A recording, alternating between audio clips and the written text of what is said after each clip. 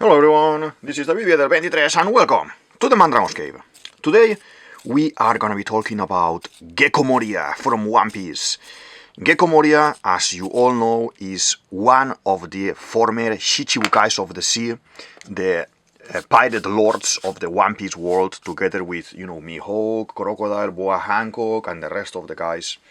I have a playlist that I'm gonna put here with some of the Shichibukais that I already had a chat about them and what do I think are gonna be doing going forwards.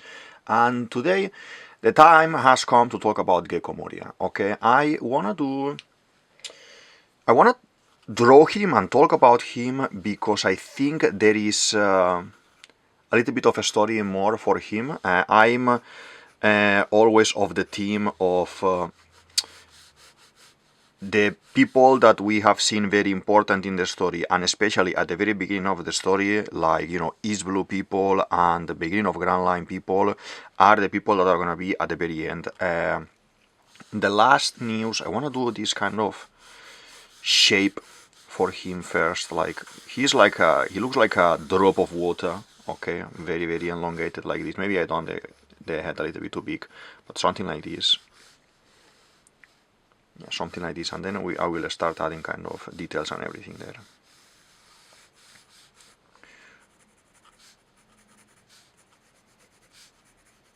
Yeah, something like this, it can be interesting. Yeah. So Gecko Moria is strong as no one. There is a time in when he's younger, when he still looks stylized and in shape and everything, not like this bottle shape that he has now, that he fought Kaidou in Wano, and they were sword fighting for around 3 days more or less, until Kaidou managed to eradicate his full pirate crew. And I think at that point he lost the will of becoming the pirate king. He knew nothing was worth anymore. He couldn't trust in people anymore, and is when he came back, he retreated to his land that it was originally West Blue. He got a piece of land, made it in an island, this thriller bark island boat type of ship, and he moved it to the Florian Triangle and everything. So there he started collecting the how would you call it, this army of death, okay, because he came together, with the other guys that he has, that they are alive in the crew, Absalom, Hawkback, Perona. That is a little bit the story of Gecko Moria is, I don't trust anyone anymore, they are not reliable, they didn't help me win. And he has this kind of motto that is, you can do it. Instead of him doing something, he will let the other people do it for him. And I think this is something that comes from this kind of defeat that he had against Kaidou, and he realized that he wanted to delegate, and he wanted other people to make him the king that he was meant to be. Okay, because he always wants to be king, even if he lost the will. I think he lost the will of doing it himself, but he is able to command other people, so they are able to make him the pirate king and the strongest and everything. So there is currently in the story, we know that Gecko Moria goes to Hachinosu, where Blackbeard has his lair, Kurohige's lair, the pirate island. And he's captured there because he goes to rescue Absalom. They make a trap for him there, and they say, we have Absalom here captured, and he goes. I want to kind of explain this by pieces, because Gecko Moria is a complex character, okay? It has a couple of contradictions that I'm going to be talking about today. So, these all happen to be a lie. Katerina de Bond, that has the QB, the Nine-Tails fruit, she basically camouflaged, transformed into Absalom, okay? And they pretended that they had their Absalom and lured Gecko Moria there. And Gecko Moria there, when he went crazy, he started attacking and everything, a lot of people. He brought, or he raised an army of zombies there. This is one inconsistency, I think, in the character, because Gecko Moria's fruit, the Kage no Mi, the Shadow fruit, he couldn't be able to do that, because we see all this storyline with Hawkback, that he basically partnerships with Hawkback, because he's able to provide him with corpses, and then he put shadows in the corpses. This happened in Marineford as well. Gecko Moria couldn't have arrived there and raised from under the floor, from inside the earth, like proper zombies, and animal zombies and everything, because he would have needed the bodies underneath, and he would have had to extract shadows and put the shadows. So that is a little bit of a way of fighting that for me is not consistent in the One Piece story, because Gecko Moria is someone who can fight very nice with his fruit if he has a scenario. If he has a place that is his place, like Thriller Bark, and he prepared this trap, yes. But if he's going to invade somewhere, he needs to bring already this army of undead. And in these scenes, in the manga and in the anime, we see how these monsters are coming out of the ground, like typical horror movie zombies, and it can be. That is one of those things that it can be. I want to make his face like crazy eyes like this. We will do like little dot in the middle when he's fighting with Luffy and company, and they're defeating him, and basically he goes crazy. One kind of try to get a little bit of that expression like this, with the mouth open, very big. You know that these guys, these funny looking guys, are one of my favorites to draw in the channel, and I enjoy more. I have kind of more freedom, let's say, and yeah, than the ones that are more realistic, like Mihawk or Crocodile or the girls.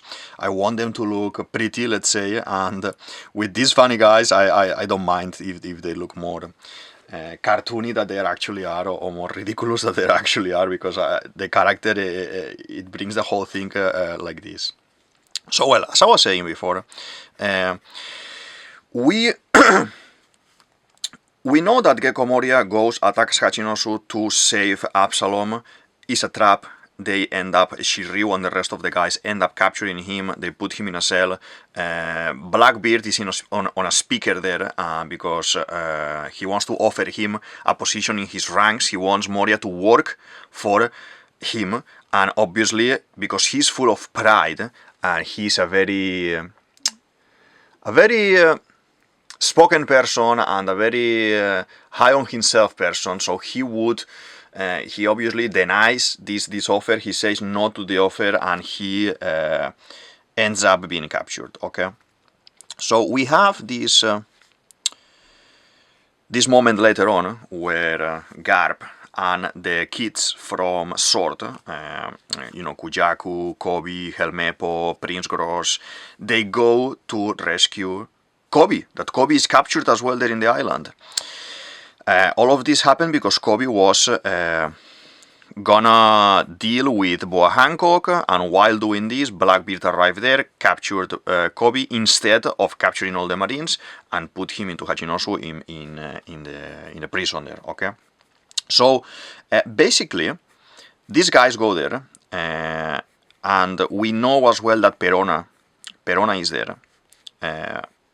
Perona, once Mihawk and Perona realize that he has been, let's say, kidnapped or trapped or something, Perona goes there as well, and she makes a deal with Kobe, and he says, "I'm gonna help you. I'm gonna release you. I'm gonna open your door here from the jail that he was, from the dungeon that he was kept. I will open the door for you only if you save my boss, Moria. And Kobe agrees. You don't see that, but later on you see Kobe that is freed, so that means that he accepted the deal, he had to release Moria, and then when Avalo Pizarro, one of the Blackbeard guys, is on call with Blackbeard gets very upset because he's basically telling them that Moria escaped as well. Kobe escaped and everything, Moria escaped, a lot of prisoners escaped, and this, the boss, the captain, is very, very, very upset. So I'm gonna make the hands like this. I love his hands like claws. When I draw monsters, normally I do this type of claws as well. And it has like this type of shape, a little bit weird shape like this. Very, very nice. These are the gloves. He's wearing some sort of gloves. So what we know so far is that Gecko Moria was able to escape. He is nowhere to be seen. We don't know anything about him apart from that. And I suspect that he is going to be coming. There is a lot of theory online that the Cross Guild is going to be, at the end, formed by all the former Shichibukais. Well, that can't be because Jinbei belongs to Luffy's crew. But the rest of them, or most of them, or the bad guys, that they are all of them bad guys, it could be that they end up gathering together. So I think Gecko Moria has his own grudge against the world government and against the Marines, exactly the same like happens with Crocodile. And I've been talking about this a lot with the Crocodile video and the concept of the ancient weapons that I'm going to be putting here, so you can have a look as well. It's one of the videos from the Shichibukai a lot as well, and it is very interesting like how these people have some common ways of acting that they can end up in a very bad line for the world government and for the Marines. So they could attack from different places at the same time, even if they are not even in speaking terms. Like even if Gecko Moria doesn't join Cross Guild, doesn't join Crocodile, he could very well attack with a strong force from another side on his own and be a catastrophe and even be part of this Ragnarok that we are gonna be seeing soon. I mentioned this about the Ragnarok, and I mentioned Moria attacking on his own. It could attack with Crocodile perfectly as well, okay? But I'm just saying that he may attack on his own because how selfish and how self-centered he is. But what I want to say is Moria, he is in Marineford, okay? In the Marineford is the battle against the Whitebeard pirates to try to save Ace. And he fights everyone, blah blah blah, etc. Very good, everything. There is not much focus in him. He fights a couple of the main captains there, like Curiel. He says, oh, Curiel, this and that. And he's strong. He's a powerhouse on his own, but he looks like this now because he lost the will of doing the things for himself and has to rely in other type of beings like the zombies or other people. But in one-on-one, he's able to defeat anyone, basically anyone. He fought, as I said at the beginning of the video, he fought Kaidou during 3 days. He ended up losing, and I think this scar that he has here with the stitches like this, I think he may have got there that scar from Kaidou, and when all his crew was eliminated and everything, because it looks very in the drawings of him from before, when he is a kid or when he is younger, you only can see a little bit on the top. You can't see the neck, this elongated neck that he has, and it could be. It wouldn't surprise me that if at some point Oda says, oh, by the way, Kaidou attacked him there and he did that thing. It can be, okay. So, what I was saying about Marineford, at the end of Marineford, Doflamingo with a bunch of pacifistas corner him and start attacking him. And Gecko Moria is like, what is going on here? What are you doing? We are on the same team, basically. What are you doing? Attacking me here in front of everyone when everything is done already, okay? And Doflamingo says that these are orders that come from higher of Sengoku. I guess, from higher, he means from higher of Sengoku, I guess. This is maybe from the Gorosei. I don't know why Doflamingo, after seeing the story of Doflamingo, he would listen the Gorosei, or he would listen Sengoku, apart from just being there and being a participant in the war because he wants to fight and he wants to kill people. I don't see why Doflamingo would actually accept any kind of order from them, but that's another topic that we don't need to talk today because it makes no sense. I think the Gecko Moria story, it's a little bit going on his own. It is introduced for the thriller bark concept, for this Halloween saga that we wanted to see in One Piece. It is very nicely introduced, but outside of that, with Marineford, with Hachinosu, with all these things and the way of the power works, maybe it's not that nicely included, okay? You won't see me saying these things much. I don't find much inconsistencies in One Piece. 1, 2, 3, 4, 5. 1, 2, 3, 4, 5. I don't see much inconsistencies in One Piece normally because I don't know, well, if you've been following Oda for a while, you see that the comic, the story is very, very strong, and the world building that Oda has in this project is absolutely crazy and good. So you won't see me talking a little bit like this much about One Piece. Something that I will say, I think it needs a second check for this. Apart from the Moria thing, at some point I may come with something else, but to be honest, I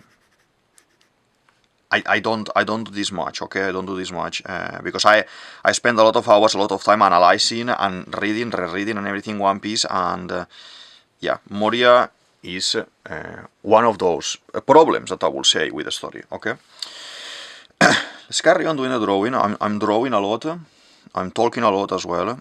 Please, if you're enjoying the video, all these things from YouTube, please feel free to like, subscribe, and all these things. Comment as well so we can open discussion. If you think that some of the things I'm talking about here are not as they are, or maybe you think they are different, or maybe I'm doing something wrong, like, oh no, it can be because this, at that moment, this or that. I'm all ears, I'm open to discussion. I want to talk about One Piece. I love talking about One Piece, so feel free to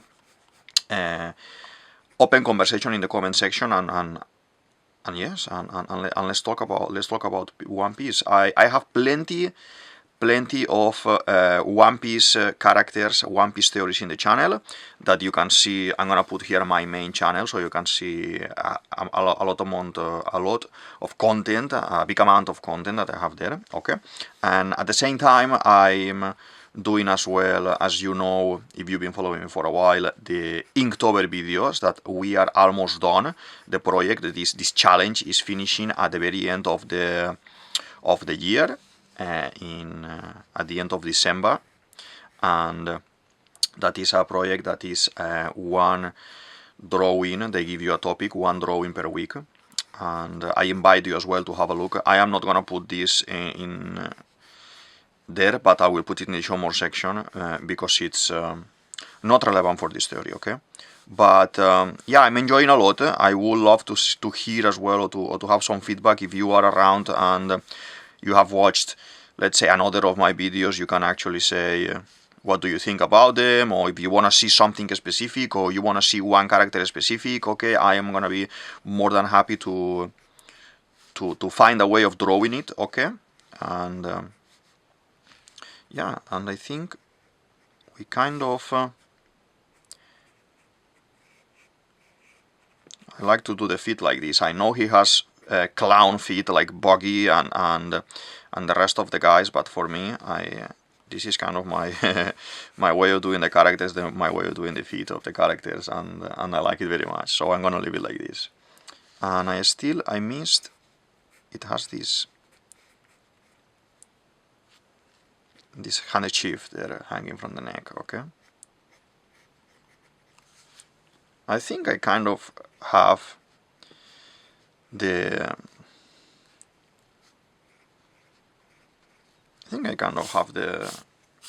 drawing. We can start adding some some color and everything. I just want to see if I'm in frame.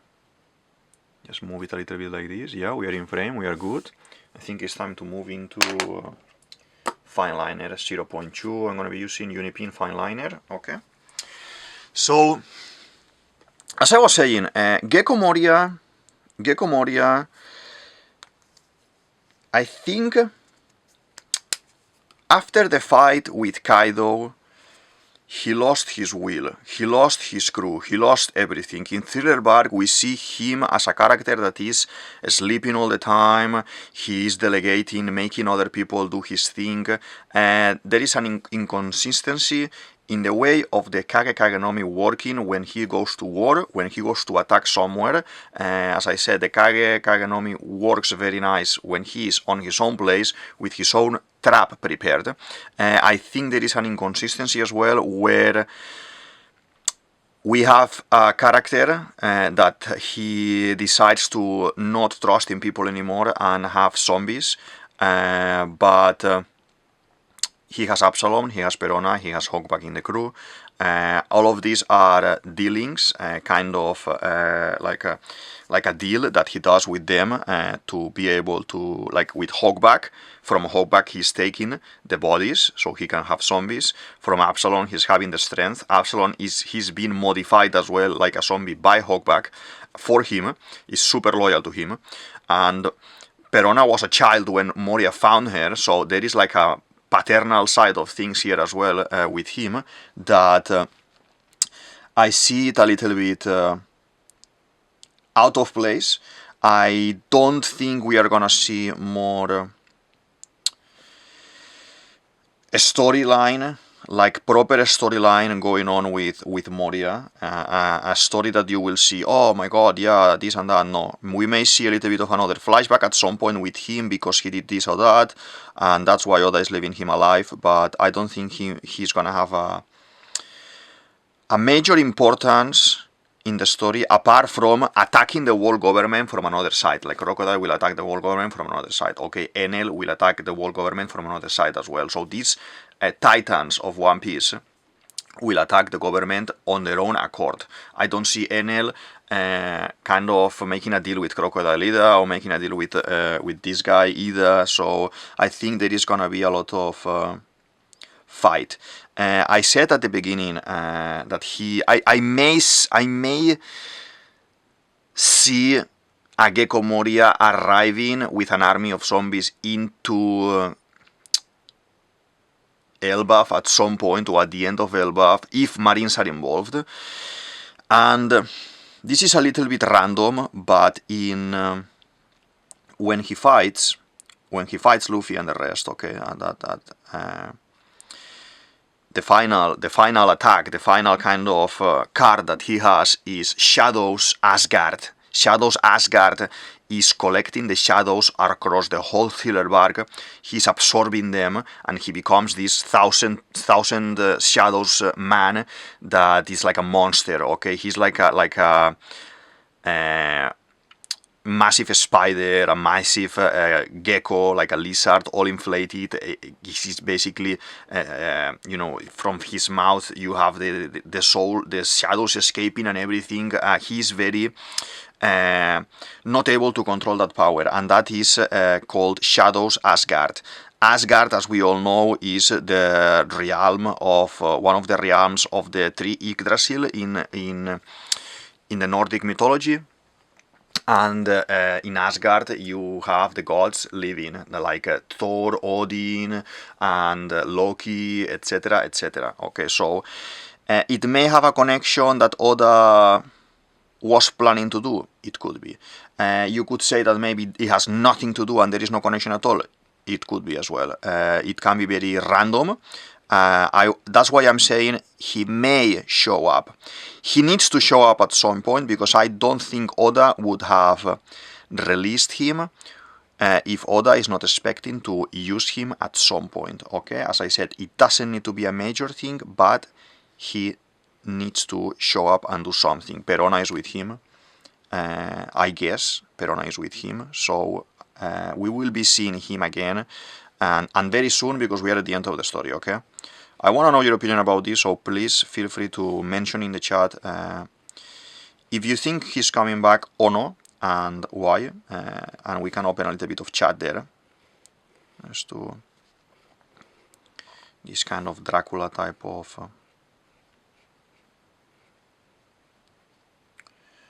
he has a cross here as well. Okay. Moria, pre-time skip, not only Moria, pre-time skip, I love it. It's my favorite One Piece. I love One Piece now as well, but my favorite is pre-time skip.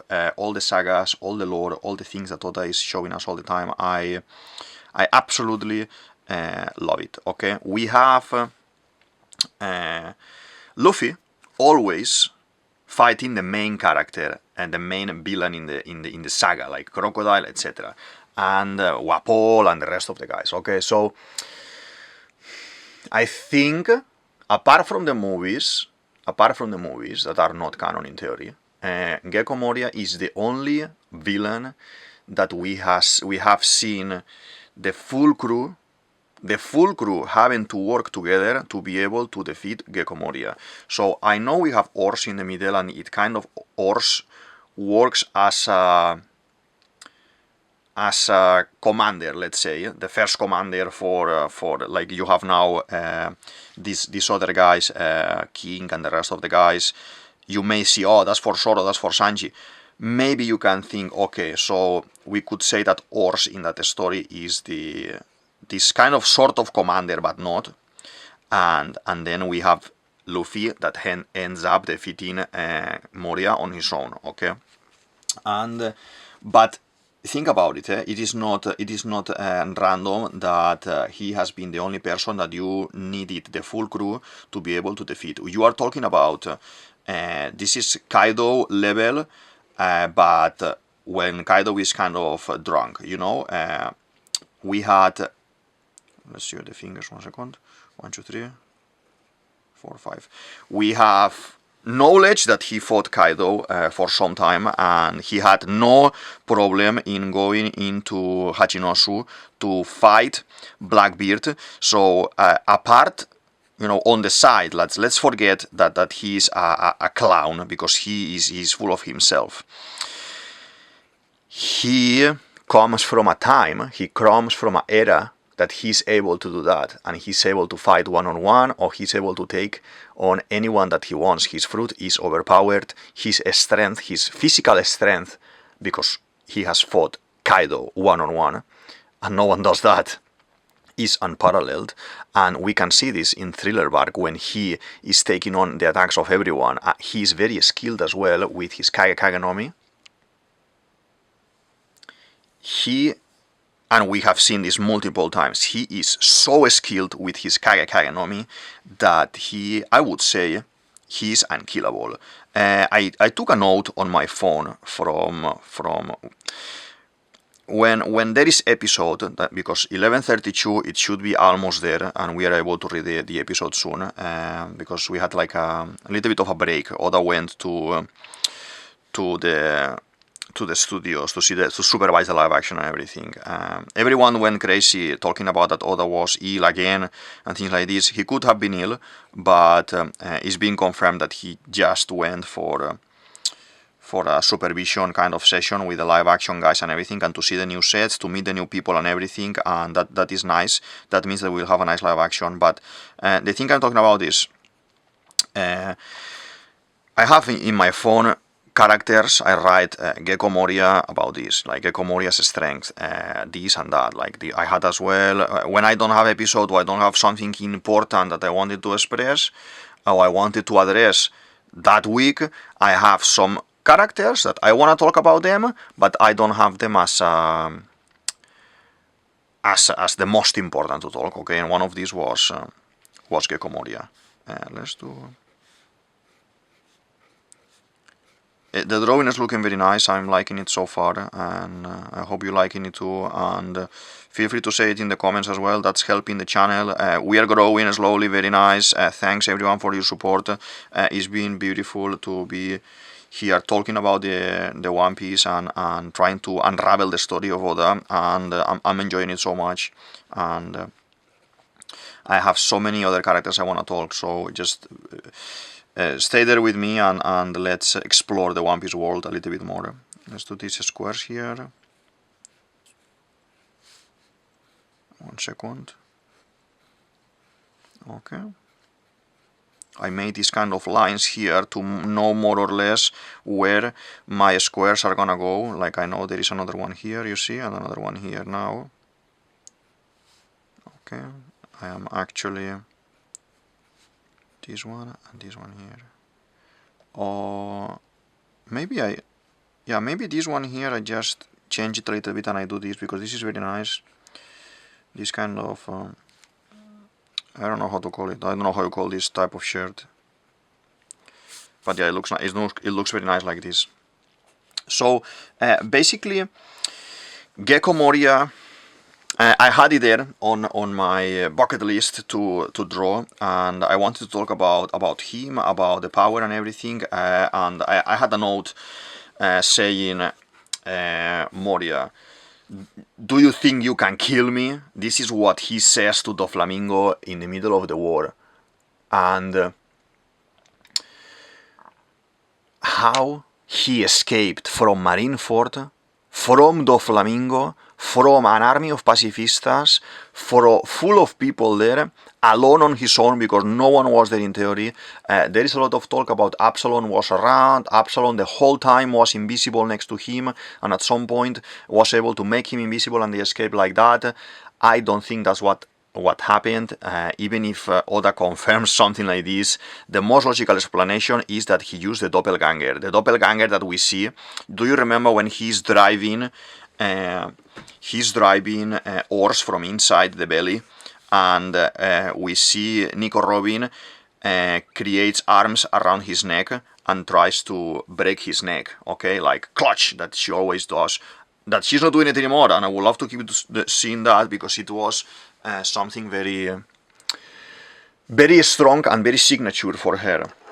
So the way that he is kind of let's move into color, okay? The way that he's kind of saved or released from that is because the doppelganger, that is a copy of himself, of Shadow, he is able to move his body into the doppelganger, and it's replacing, like when you are doing a teleport type of power, okay? He's teleporting himself basically from the doppelganger to himself, and the other way around as well. And I think if you are trying to kill him, you are gonna have to do a very, very big effort to be able to do this, because he is very clever. He is very clever. He was able to outsmart Nico Robin there in Tillerbark multiple times. He was able to capture almost them all there. And it is crazy. It is crazy. I think I should be doing another line there. Now, what do you think? You see, like this? Yeah, like this. So let's kind of create this kind of spider thing there. That later is gonna be all dark. Like I wanna paint it a little bit purple to have like a base here, but it's gonna be probably I wanna do it black. I love to add a little bit of extra black to the characters, but for the time being, this is gonna be purple, yeah. This kind of decorations in the arms, but the rest of the coat I wanna make it black because it's more Halloween for me. That's one of those things as well that I love about One Piece, that I'm watching a fantasy adventure, a pirate's adventure, but at the same time I'm watching now a horror Halloween story with Gecko Moria, and you don't see that in many stories because the stories normally have a plot, they have a story about one topic and it's done, it's finished. And One Piece, he plays with so many topics, with so many genres, with so many stories that it mesmerizes me. That, as I said before, the concept of world building that Oda has and the concept of character development and the planification that he has, I always take him as a reference to draw and to create my own things. Like look, it's like for me, like Akira Toriyama is a titan of creativity, and you can see it with the story and how wonderful and how big it became recently. I'm reading and watching One Piece for years, and now is the biggest time and the greatest time for One Piece, okay, with the live action, with the movies, with all the things that he has. It's been crazy with adaptation and everything. We are missing here more or less. I forgot to do this part here because I'm talking and you don't tell me anything and I got distracted. You see? Okay. This is looking very nice. The shoes should be like this as well. And now orange to create this kind of clown type of clothes that he has.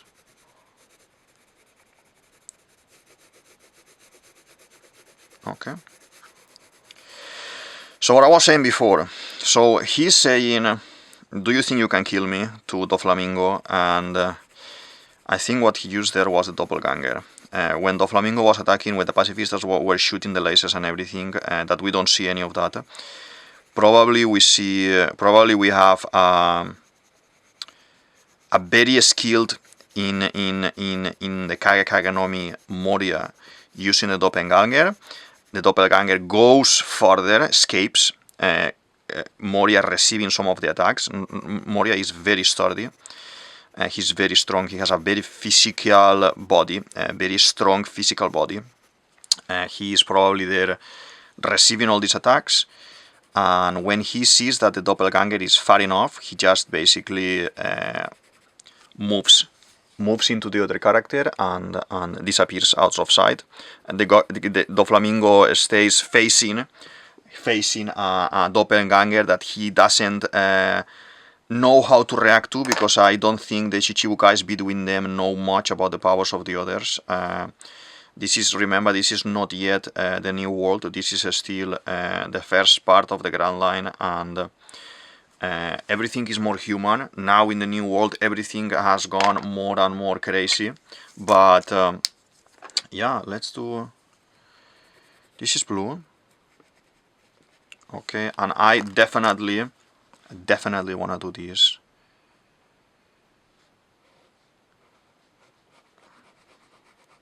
In black, like this, you see.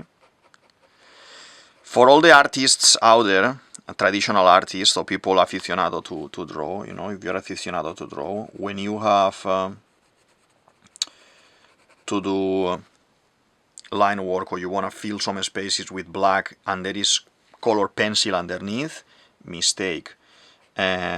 You should leave it white like this with nothing and then start painting, because if you paint it like this, like I'm doing now, you will feel that the tip of the pen, you can't actually keep drawing, because it's stuck in there. The dust of the pencil, the material of the pencil, stuck in there, and you can't see it properly. So you need to actually clean it a little bit like this to keep doing. Okay, I wanted to do it like this, a little bit of a purple base, because I am not gonna be doing a full cover of the space. I always, when I paint like this with pen, I do it in a way that you see all these little lines, and I wanted to have like an extra tone underneath. Okay, but that's something personal that I sometimes do in other videos as well that I've been doing, feeling like this.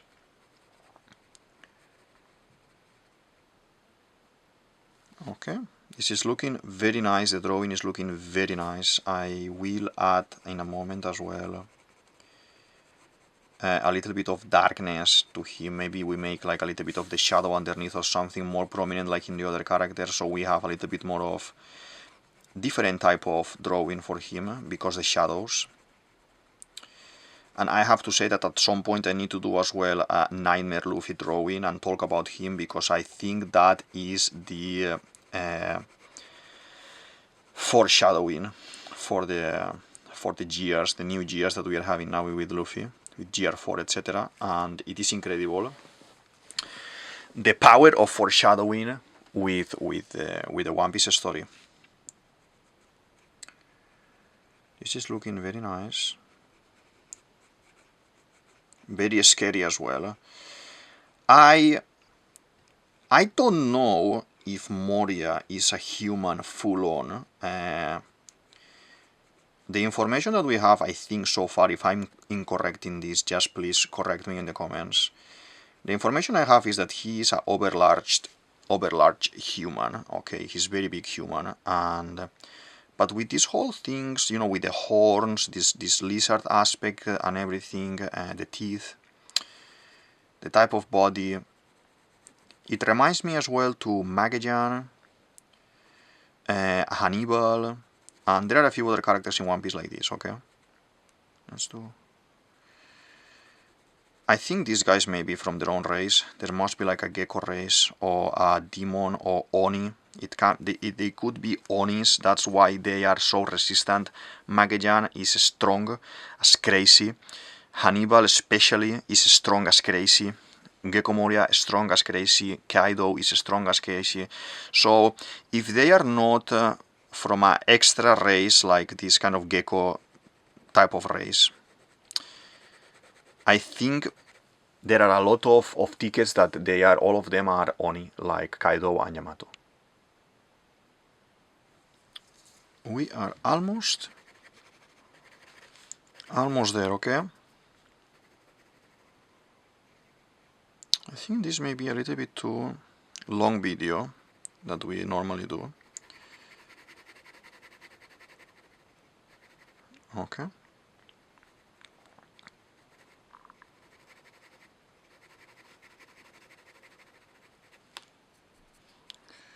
Sometimes this part of the drawing is a little bit more tedious because the base that I put. And yeah, I'm not in a rush, and as well, if you are in this point of the drawing and it's been a little bit repetitive, you can just speed it up a little bit and that's it, or skip a little bit this. It's looking nice. I should have as well a thicker one around somewhere that I could prepare for next time, so when we do this, because these pens have numbers, this is 0.7, I was drawing with 0.2, but we can go to, I think 10, instead of 0.9, 0.8 do 10, and be a little bit faster with this.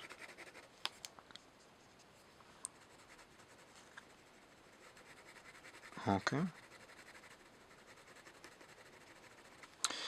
Gecko Moria, when he was fighting, you look how sneaky and crazy and strong he can be. When he was fighting Kaidou, he got defeated, and what we see in one of the main plots in the Thriller story is that we have Ryuma, the samurai. The body is there, the sword is there. So when he was fighting Kaidou in Wano, I think that was Ringo, he basically managed to escape, managed to survive. He stole Ryuma and other people from there. I don't know how he did it. He managed to stole the body of Ryuma, the sword. A lot of people from there escaped from Wano. That Wano is impossible to get in, impossible to escape. I don't know how he did it. And yeah, so this is one of those other reasons that I was saying about the doppelganger, that if you think about it, the only way that he was able to escape probably is by using the doppelganger. The only way he was able as well to escape from the Flamingo, the same. From Wano, the same. From Nico Robin, the same. And yeah, he is the perfect example of someone who wanted to be a king, someone who could have developed Conqueror's Haki to the full extent like Kaidou, and because he was defeated, and that is what, in some sort of sense, when he is gonna fight Luffy, he lets Luffy know, he said to Luffy and everyone says, guys, You want to go to the new world, you want to become the pirate king and everything, but the only thing that you're gonna find there is death. They are gonna kill you all, or maybe one or two of you survives, and there is no escape from there. You see how broken a man can be to say those things, and when the crew is revealed that the crew was defeated and everything, it is very sad story, the Gecko Moria story, and I feel sorry about him, and at the same time he went crazy. He went crazy, and yeah, I would like to know where is the point that he decides to trust in Absalom, especially in Absalom, but I think he was the first one, Absalom, and then first Absalom, then Hawkback, and then Perona. I would love to see what human part he saw in Absalom for him to start trusting again and start believing in a human again, and that is very very shocking for me. For after knowing all of the things that happened to Moria, he must be really good friends with Absalom for real, like from the heart. To after everything, knowing that he has been taken by one of the Jongos as well, for him to risk everything because he was safe. He escaped from the war. We didn't know anything about him. He was safe. Imagine, I see this concept of nakama, of brother, within Absalom, or even like a paternal figure, like a son for him, that he goes to save him. I don't know. I want to know a little bit more. I hope at some point Oda, well, he needs to come up again, okay? But I hope at some point we have a little bit more of Gecko Moria, just to know. Just to know this, because it is very. I think it is very important for the story, and it's one of those missing points that I would say it makes no sense for me that he, after all the speech in Thriller Bark about the people and the friendship and the Nakamas and all the backstory with Kaidou, it's difficult for me to believe that he goes to rescue Absalom. Was he bluffing all the time? Was he pretending? That sometimes we all do that. Sometimes we say, don't do that, I don't care about that, because we have been hurt about something, we have been in pain because of something, and then at the end ends up not being true, and it's always just a speech because we have this kind of fear of something. When someone abandons you, you don't want to know anything about this. I don't know. But that can be the explanation. You know what I mean? That perfectly can be the explanation, and I would accept it if Oda goes forward with that. I'm gonna.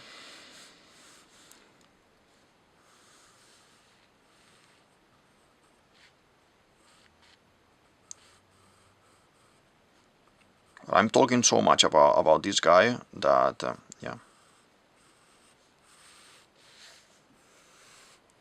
Let's make him there, okay?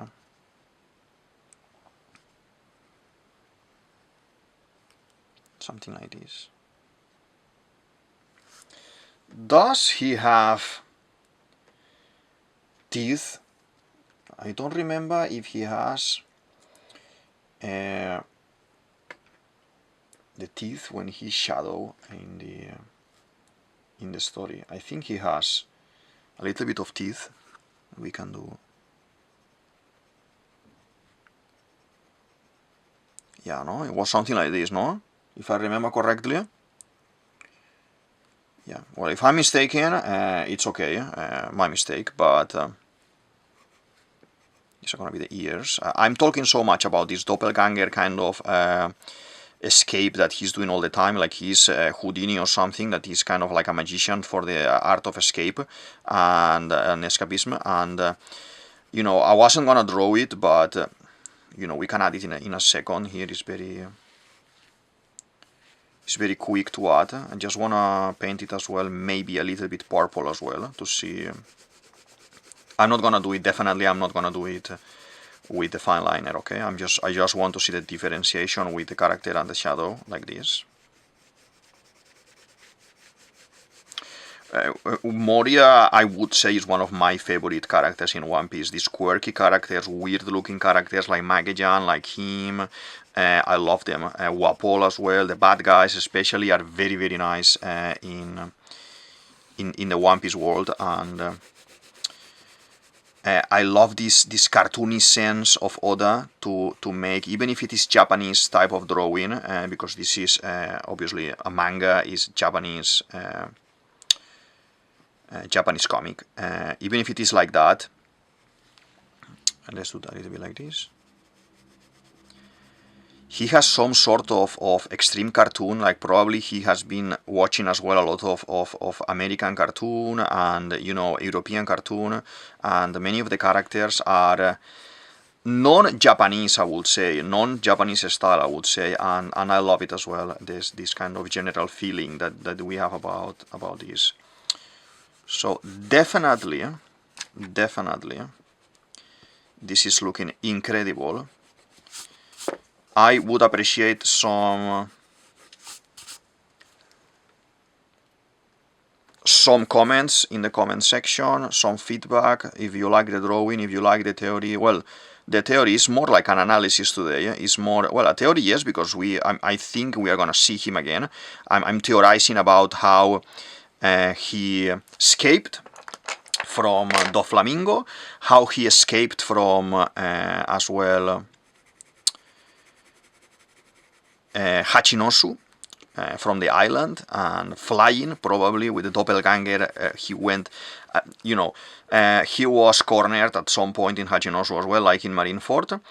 He threw the doppelganger away, let's say a couple of streets away, and when the doppelganger was out of sight, he swapped bodies with the doppelganger. Whoever was in front of the original Gecko Moria, he said, "Oh, what is going on here? What is this?" Oda. Moria transformed into Shadow, and then he undid the power. He kind of closed the Kagenomi, and the doppelganger was banished. And then later on, when he was probably in the island, and on the limit of the island, he could have perfectly done another doppelganger, and he throws the doppelganger. He says, "Go flying into the sword ship. Let's hide in there." We need to think that Perona is with him, so I don't know how Perona flying around, she could have escaped as well, we don't know, but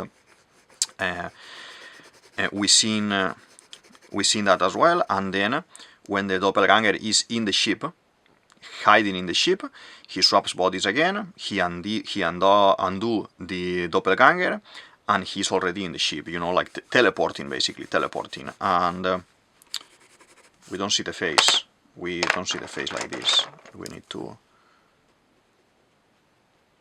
need to see a little bit the face at least, okay? Tell me about this. What do you think, if this can be or it can't? I think it's the more logical way of escaping, to be an individual, to be using the fruit. They use the fruit all the time. These guys, like Magellan, like Boogie, or even to walk, they use the fruit. As I said, as a kind of a small recap, I don't think Oda used Moria's power in Marineford how it should have been, and I don't think he used it in attacking Hachinosu nicely either, because it can't be. If he needed Hawkback wasn't there with him, he couldn't have used the zombies. He had no zombies to use. He could have possessed other people's bodies, taking the shadow, but when he takes the shadow of a marine, it needs a couple of days, 3-4 days, until they wake up. So it can't be. And you can't say this is like a higher use of the shadow power, like, oh my god, no, this is only because Now he's using Awakening. No. Moria is too destroyed mentally, and his will is so shattered, I think, after Kaidou and after Luffy, and after the Doflamingo attack, and after the betrayal for the government that they want to kill him and everything, that I don't think he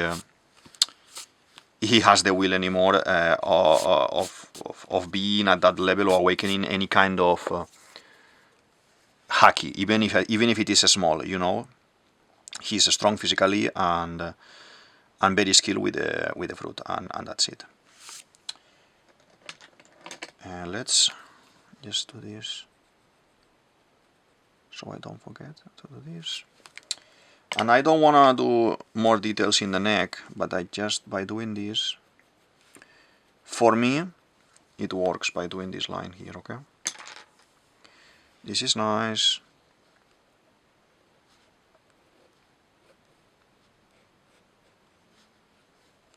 This is very, very nice. And this is purple and a little bit of blue, so we can do a little bit of blue here. And I think we are done, to be honest. I think we are done. This has been a very, very nice video, old school video. I couldn't wait to talk about Moria. I couldn't wait to express my kind of concerns about the utilization of the power and my kind of ideas on how he may have escaped from both cases and like we have seen against Nico Robin first at the beginning. It is a character that I love, and if Oda, please, you watching this, bring more Gecko Moria, bring more Crocodile, Buggy, Cross Guild, all these things, because those characters for me are the characters that make One Piece what it is, and it is a very strong feeling. This should be going there, no? Yeah, that should be going there. This is a very strong feeling that I have with these characters, a very strong connection that I have with these characters, and I think whatever they do, it's hype. It's hype for us as a reader, as someone who watches One Piece. You see Crocodile in a scene, you see Boogie, you see Mihawk, you see Moria, Wapol, Bibi. That is hype for us. You can show us new characters, like some Blackbeard people. You can show us as well, you know, Prince Gross, whoever you want, and it's good.